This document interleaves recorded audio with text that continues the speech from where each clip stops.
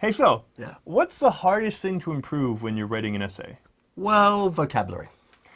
What can I do to improve my IELTS Test 2 vocabulary score? That's easy. Just watch until the end of this video and you'll find out. Thanks, Phil. That was super helpful. Oh, yeah. All right, guys, by the end of this video, you will know why this essay we're about to go over has a Band 9 score in LR, which is known as Lexical Resource. Yeah. What does Lexical Resource mean, by the way? Basically, vocabulary, yeah. And on top of that, you will also know what you can do to be improving your own vocabulary. Well, that sounds like fun. Yeah, I know, right? I'm Michael. And I'm Phil, and you're watching the IELTS Grind. Remember to like and subscribe. Okay, so we have spoken about vocabulary in the past. We've mentioned how to improve it. So let's just run over that. 3 main things that you guys should be doing. First of all, read every day for 20 minutes. Definitely, yeah. Something that you enjoy reading, though. Another thing to do is... Keep a vocab notebook. Yeah. And we've actually got a video all about that. We explain what that is and how to make a pretty one. Now, the third thing that you guys need to be doing is stealing sentences, or not sentences, stealing vocabulary. Yeah, but from sentence frames as well, Yes, collocations, phrases not single words. Yeah, from model essays. yeah, a Which- life of crime, definitely. Yes, exactly. Okay, so just on the note of collocations, if you do carry on watching the rest of the video, we're gonna have a little game where we're gonna talk about collocation, so words that naturally go together, and particularly high-level collocations. This kind of collocations that will get you points in the IELTS. It's true. It's true. And you'll get to see how much you know, and then we'll give you some extra ones. So make sure you stay for that. Okay. Now, let's dive into the essay itself. Now, we are going to show you a level 9 essay. This means that it's going to be very difficult. It's going to use very high-level vocabulary. Yeah. The first thing we're going to do is let you listen to us reading the essay so that you can follow along. If you find this is too difficult, don't worry. Down below in the links, there is the same essay with a lot easier vocabulary and grammar. Definitely. So if you're not understanding what you're hearing, you can go back and read over that, and it will be really easy to follow along with us. Okay, so before we go into that, let's remind ourselves what we need to aim for in Lexical Resource for a band score 9. Okay, so your examiner will be looking for the fact that you use a wide range of vocabulary and that it's very natural and sophisticated with lots of control. And also, it's okay to make some occasional mistakes, some slip-ups. But it's basically the same mistakes a native speaker would make. Yeah, yeah. We talked all about how basically impossible it is to get a level 9. Not impossible, but really difficult. It is, but we're still showing you level 9 material so that you can steal the good stuff. Oh yeah, still the good stuff. Yeah, use it and then that will push your grade up. Okay, so let's jump into that essay now. Let's go. So why don't we have a look at the introduction to begin with? Phil, let's listen to it. Jobs are becoming increasingly automated by robots and AI. Some people believe this is a positive trend, while others believe it will ultimately be harmful to society. Discuss both views and give your own opinion at the end. Automation has been happening since the Industrial Revolution and the rise of the steam engine. As technology has improved, so too did automation. Proponents of this say there have always been growing pains as jobs were lost, but others say the rate and extent of job loss in recent years is reaching untenable levels. This essay will discuss both sides of this argument and give my own opinion at the end. Okay, so let's go through the vocabulary that we've picked out that we thought particularly showed a band score 9 student. So the first one we had was the rise of the steam engine. So this is a great high-level phrase, the rise of plus noun. And in addition to that, we've got that term steam engine, which is not a very common word to know, I would say. So again, high level. It's a little technical, right? Definitely. And it really relates back to what the writer mentioned before, the Industrial Revolution. Yeah. Next up, we have the word proponents. Yes. Now, this is a really nice high-level word that means those who support. Definitely. people who support this, people who support automation. Yeah. And you might know the pro, as in pros and cons. So yeah, for something. And what's the opposite of proponent? The opponents to that. Yeah. Or another word we might find out later about. Okay, next we had a good phrase, which here is always been growing pains. So growing pains, to have growing pains. It's a really good idiomatic expression. So it kind of means when something's developing, it's not perfect from day one. There's always going to be some pain. yeah, some There's always going to be teething some problems. Yeah, Yep. yeah. What was next? The next one is the rate and extent of job loss.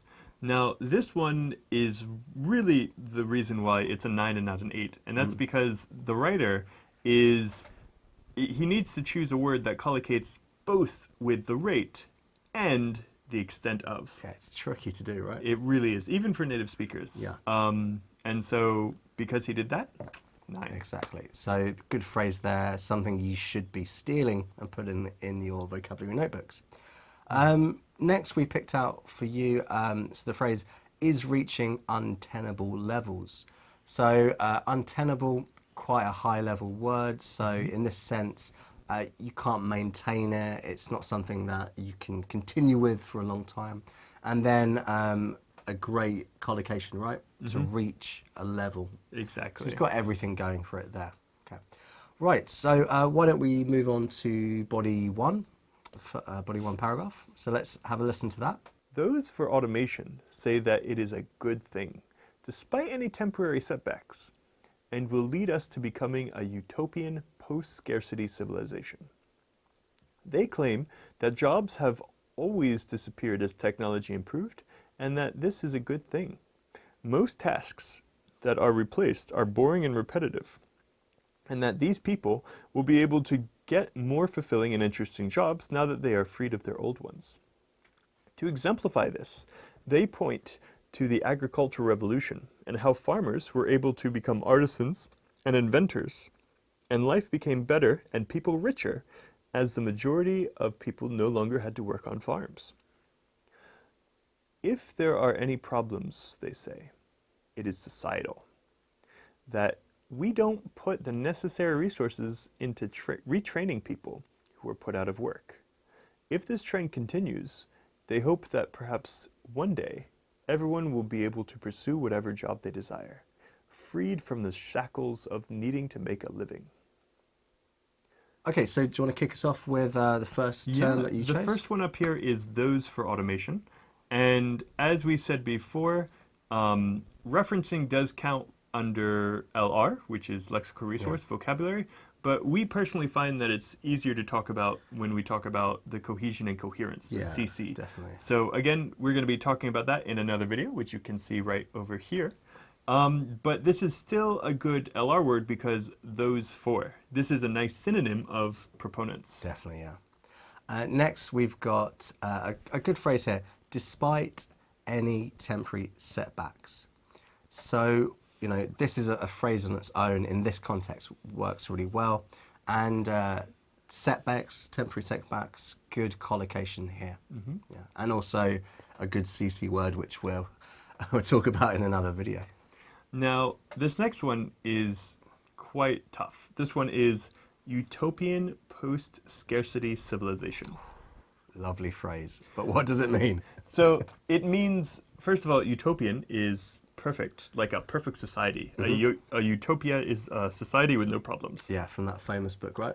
By Thomas More. Thomas More, yeah. And then we have another one. So a lot of people know utopia and utopian, but then we also have a word post-scarcity. Now, this is actually something... Yeah, so when I first read this essay, it wasn't a term that I immediately knew what it meant. I did know, obviously, scarcity, and post, but as a phrase together, it wasn't one that I knew or used on a daily basis, which is quite important. And it's probably why this person got such a high band score, because they're using the term in exactly the right way. And it's a word that not everyone knows. Like Phil was saying, he hadn't really seen it before. So what does it mean? So post-scarcity means that there is no more scarcity. There's abundance. It means that, you don't need to want for anything. Like if you want it, yeah. you will have it. Yeah, If so you want food, money, you'll have it. water, Money, water. food, yeah. Exactly. There's no more needs because everything will be given to you. Yeah. Now, The way you explained this to me was in a very boring way. He went into a rant about Star Trek, and my eyes just glazed over. it was very interesting. And several hours later, I came to, oh, okay. Yeah, so good phrase there. Very Now, good. one last thing about this one, and that is the English language has too many words. Yes. Like, no one knows all the words in the English language, and post-scarcity is one of those words that's very specific and not everyone knows. Now, Phil was talking about how when he read this, he knew that it was being used correctly, even though he hadn't seen it before. Yeah. That's because the person writing this essay is a native speaker. When they use a word that another native speaker may not know, the native speaker can trust, based on the rest of the essay, that this is probably used correctly. Definitely. However, this is a problem, especially for those of you who are lower level, 5.5, 5, 6, even 6.5, where you guys learn high-level words, but because the rest of your essay is not, it doesn't look like you would know this word. And so if the examiner sees you using a word that they don't know, they may think it's a mistake. Yeah, it seems out of place. Exactly. Yeah, this is, but there is a kind of a workaround. There is a way to, if you are using a word that you know you're using in the right way, there is a way to show the examiner that you do know what the word means, and it's simply by paraphrasing it. How would they go about doing that? Paraphrasing would be explaining or clarifying the meaning in the next line or in the next few words. Definitely, yeah. So, yep, good phrase there. Excellent. The next one we chose for you was they are freed of their old ones. So here, ones, so this is good referencing, referring back to jobs in this case. And the phrase, to be freed of something. Nice high-level phrase. Yeah, yeah. So not having that burden, not having that issue, that problem anymore, having freedom, basically. Exactly.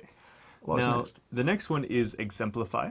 This is a nice high-level word because it has the same meaning as for example, except you're using a different word form. Remember, this is another way that you're showing your vocabulary muscles, is because you can use the different word forms correctly and in a native way. Yeah. I think sometimes students think that this is too simple to do that, but actually it's quite complex. So you should be doing this. The next thing we had for you was the term the agricultural revolution, referring to a period of history where humans went from subsistence living to working in towns and becoming artisans, as we say here. The reason why this is a band score 9 level type phrase is it's very specific to a particular part of history. But Not everyone knows that word. Yeah, and it makes a lot of sense here. So it's been used in exactly the right way. The next one up is societal. This is very similar to exemplify, where we're just showing that we can use the other word forms of more common words correctly. And societal is, not many people use this. It's quite academic. This is why it gets that up to a 9. Yeah, so you probably know society or social. Which is where the word comes from. Yeah. Okay, so that brings us on to the next phrase, which was put the necessary resources into retraining people. So the reason why we chose this as a band score 9 is because we've got some great collocations. So put the necessary resources into, that's really good. Put resources into something as a collocation. And also retraining, which is not sort of an, well, I want to say not an everyday word, but it's high level because you probably would say that in a simpler way, you know, to learn a new skill, something like that. Not many people know about this word. Yeah. Yeah. Okay. Next up, we have pursue whatever job. Now, there are two things here. First of all, this is going to exemplify. This is going to show you guys why collocations are important. Oh, yeah. In the first draft of this, the writer actually wrote, follow whatever job. And reading over it, we were like, that's not right. No, it's just, I don't know, as a native, there's something in your brain that says, something wrong here. Yeah, yeah. Yeah. So, What word did we choose? well, so we went from follow to pursue. So Exactly. you would pursue a job, you can pursue a career, Mm-hmm. you can follow a dream, you can pursue a dream.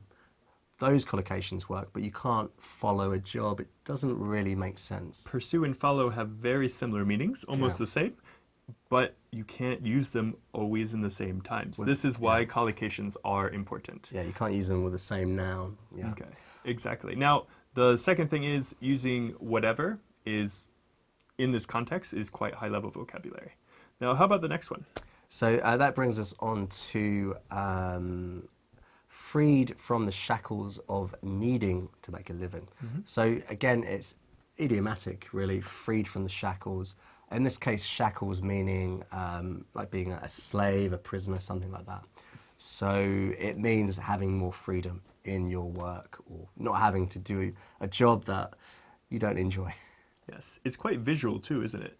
Yeah. Like it's native speakers are a bit more poetic with how we choose our words, and this goes along that way. Paints a Yeah. picture. It paints a picture. Nice. Definitely. Okay, so how about we look at the next paragraph? Let's hear it first.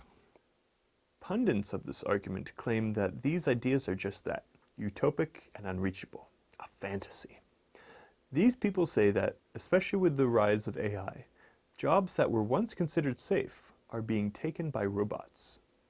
To show this, they point to the fact that many articles you read online are actually written by bots. AI is starting to be able to create poetry and novels. If even these creative jobs are being taken, not to mention the jobs of doctors and lawyers, what will be left for humans to do? They say the dream laid out in the previous paragraph is more likely to become a nightmare, where the ultra-rich become richer and everyone else is left out in the cold. Okay, so let's go through and talk about the vocabulary we picked out because we think it's high level. So the first one, pundits, right? So here we're looking at the antonym, in fact, of proponents that we Yes. spoke about before. Now, we did say opponents to something, but this is another. It's even higher level than Yeah. opponents. It's like we were saying before, it's one of these words that as a native speaker, I know what it means, but I wouldn't use it all the time unless you're having a particularly academic conversation. It's not the sort of thing I talk about down the pub about the local football team, you know? But you need to use that kind of language to get a 9 on your test too. So it's used in exactly the right context here. Okay. Yes. Now the next one is just that. This again is good referencing, and it actually ties into the previous paragraph, and we know exactly what it's referencing with the next couple words. So Yeah. just that means utopic and unreachable, a fantasy. Very good phrase here. Yeah. Yes. Utopic especially. I'm sure you guys remember the adjectival form above when we said utopian. Yep. Utopic is also the adjective. So we're showing, again, our vocabulary muscles Yeah. by knowing both versions of this word. Yeah. Now, there's one more amazing thing that he did here, which That he didn't realise he was doing. No, he probably did know he was doing this. that I don't know who the writer is. Who Oh, it's a could it be? mystery. Now, the reason why this is showing that it's not an 8, but in fact a 9, is because in the first paragraph, utopia was used as a positive thing. Yeah. A perfect society. Because that was the context of the point of view we were exploring, Exactly. right? But there's nuance here. In the second paragraph, he's using it as a negative thing. It has a negative connotation, a negative meaning. Definitely. Yeah. And to be able to use that with vocabulary is why he's a 9. Yeah, so in the former paragraph we're saying, yeah, this is a great idea, whereas here he's probably saying people who believe this a fantasy, they're naive, right? Exactly. Utopia in the first one, in the first paragraph, in body 1, utopia meant perfect. In this second body paragraph, it means Deluded. deluded, right? It's a fantasy. It's not real. It's Yeah. impossible to achieve. And this is just, you know, when you are at this level, you have this ability in the language. This is what this is demonstrating. Yeah. And like we talked about in another video actually about how difficult it is to get a 9. Yeah. And we know that most of you guys are not actually going for a 9. You clicked our clickbaity title. But these model essays are still useful. Oh, As yeah. we said at the beginning of this video, you guys can be stealing phrases Yeah. and words from here to use in your own essays. Please, please rob us blind. It will help you. Okay, so let's move on, and we're looking at the next phrase we picked out. So once considered safe. So once considered, this is the phrase really that we're looking. Once considered, cool. We might talk about that later. So really good phrase here and great collocation as well. And what's next? What else did we choose? The next one is robots. No, you made a mistake. That's too simple. Why is that on the list? It's the correct term. Yes. Because it's the correct term. Yeah. So this is a mistake that students make all the time. When students are studying for the IELTS exam, they think that they always need to use the most complicated, high-level word that they can find in the dictionary. Ugh. Okay? It's not necessary. Exactly. A lot of the time they don't realize that these other words have different meanings and are not suitable here. If a simple word is the word that you need, use that word. Yeah, so we were thinking about synonyms for this, or close synonyms, and we came up with cyborg, yeah. which is a mix of a robot and a person, right? Which would not work here. And we came up with... Automatron? Yeah, automatron, that was it. Yeah. Which is more mechanical. Yep. And it's not got the electronic element or Exactly. the intelligence of it. So yeah, robots... It's just, the word it's you the need. word you need. Yeah. Okay, so that brings us on to the next phrase we chose for you, which was, what will be left for humans to do? And this is an example of a rhetorical question. What's that? Well, this is a question that we're not really expecting an answer to. Probably there's not even an answer to it. But it's used as a device in the writing style here to sort of introduce this idea of, this is a bad thing, which is a high-level use of English. Yes.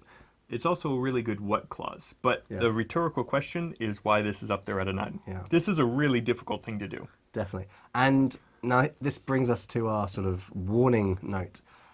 Do not ask yourself questions in your writing and then answer them. That's what crazy people do. And you are not a crazy person.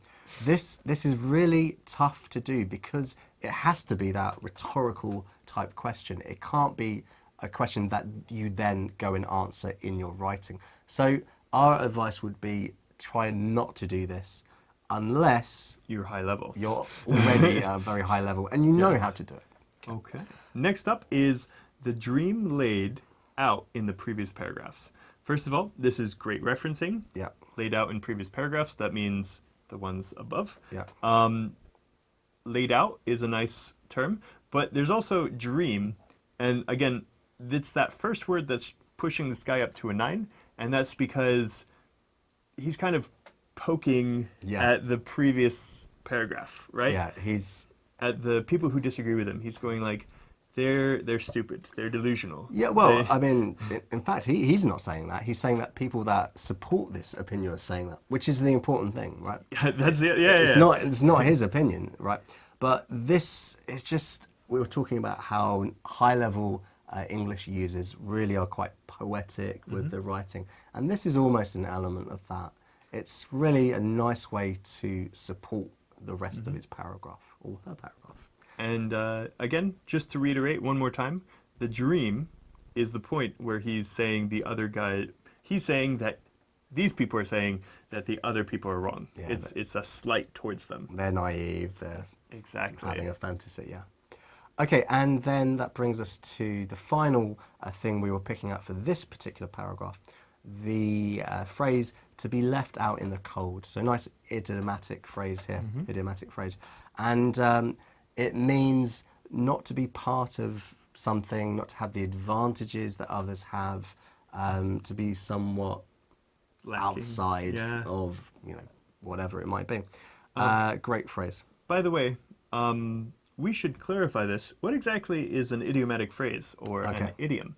So an idiom is an expression in a language, in a culture, which has a particular meaning. But if you were to look at the phrase, you may not be able to guess what the meaning is. So therefore, by using that in the correct context, you're showing your knowledge of that language. And every language, as far as I know, has idioms. So learning idiomatic expressions in English is really going to help you in your writing and your speaking. It's actually necessary at the lower band scores. Definitely. So like you need to be using them to even get to this point. Definitely, yeah. Okay. Okay, so shall we have a look at the conclusion? Let's hear it. Both sides have compelling arguments. However, I still have to say that I personally believe automation will bring a brighter future than the darker one outlined by the pundits.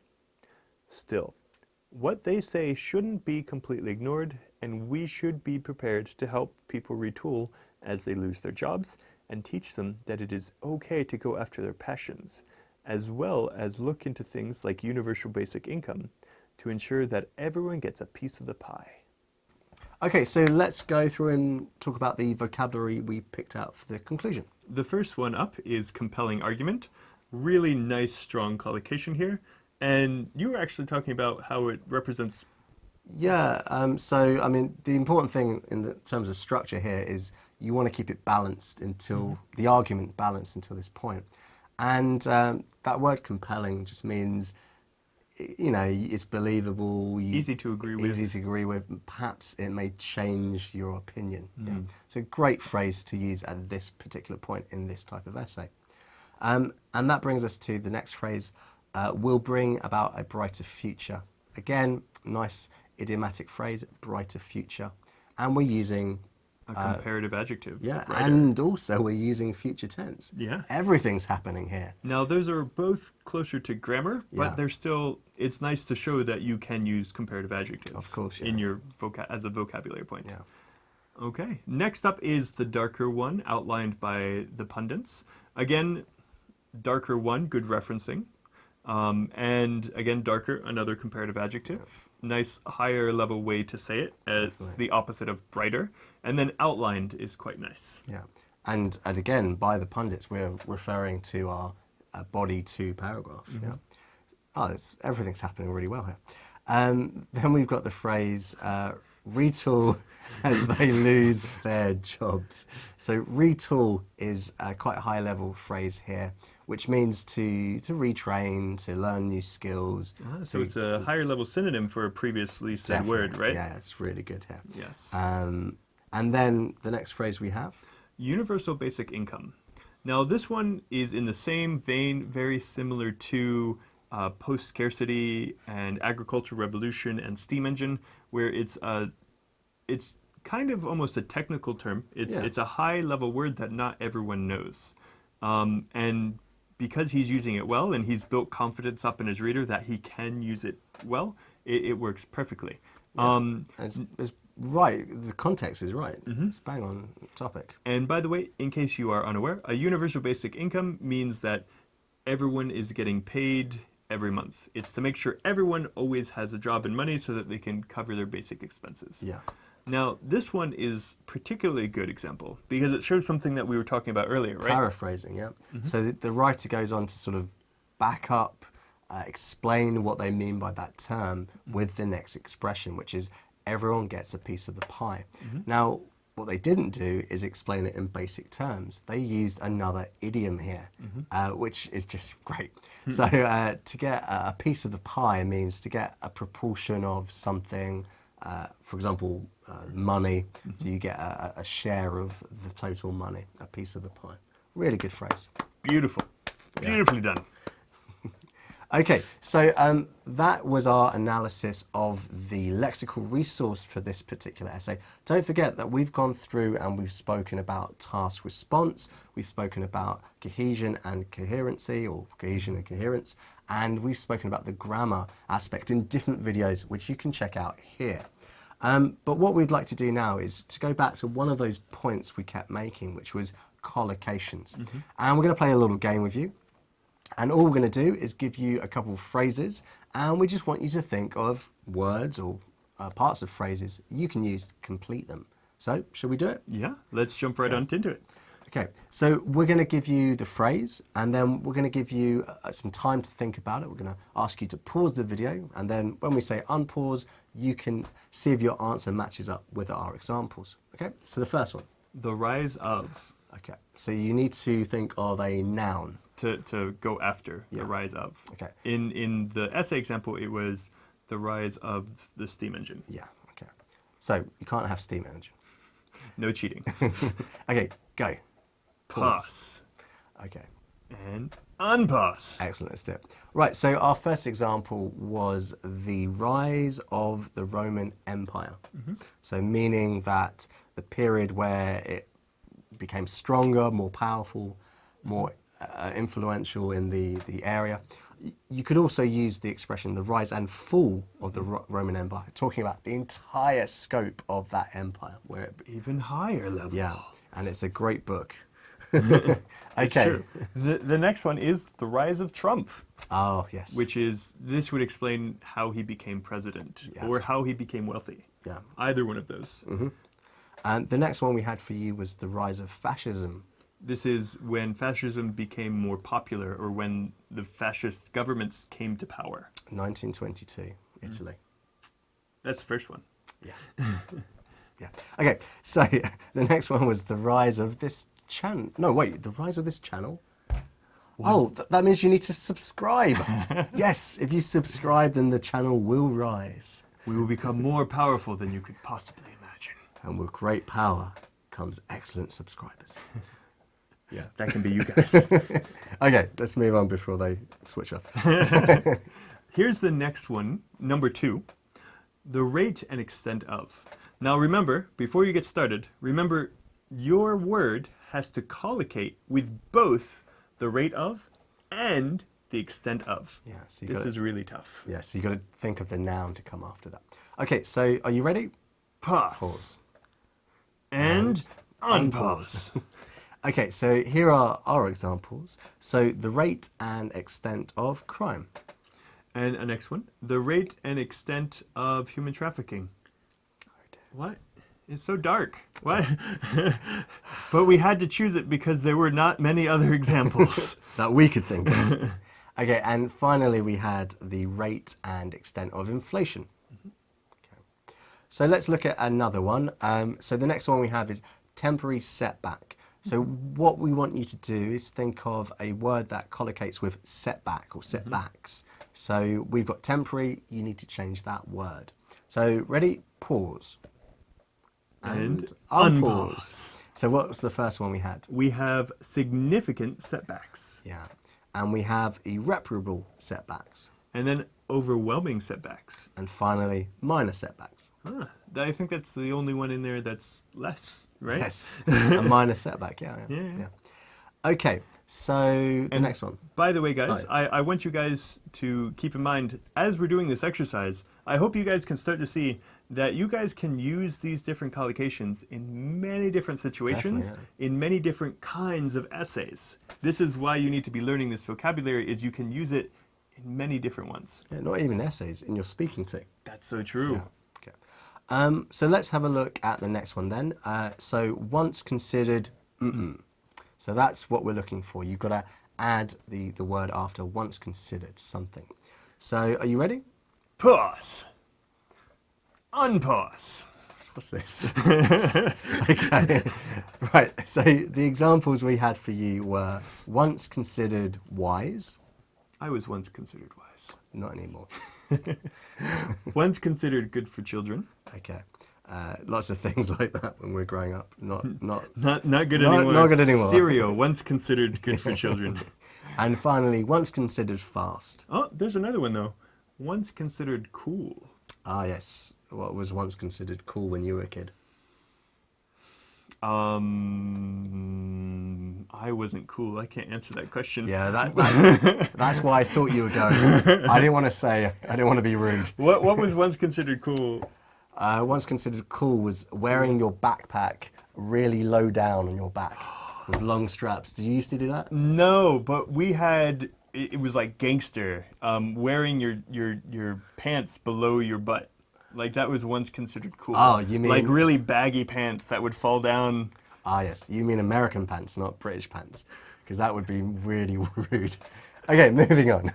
So the next one we have for you was the dream laid out. So the noun laid out. That's what you guys need to change. Yeah. Again, pause and Unpause. unpause. That's right. Okay. So the first one we had for you was the plan laid out. And then the course laid out. Yeah. Then we have the papers laid out in front of you, which is a little bit different, but it's the same kind of meaning, having something Put in front of you. you, easy to see, already organized, something like this. Yeah.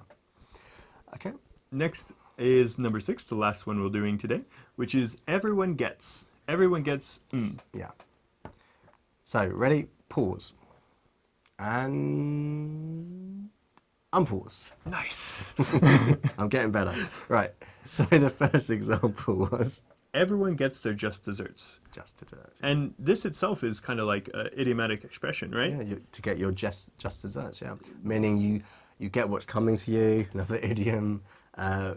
What goes around comes around. Oh, Yeah. I can only talk in idioms right now.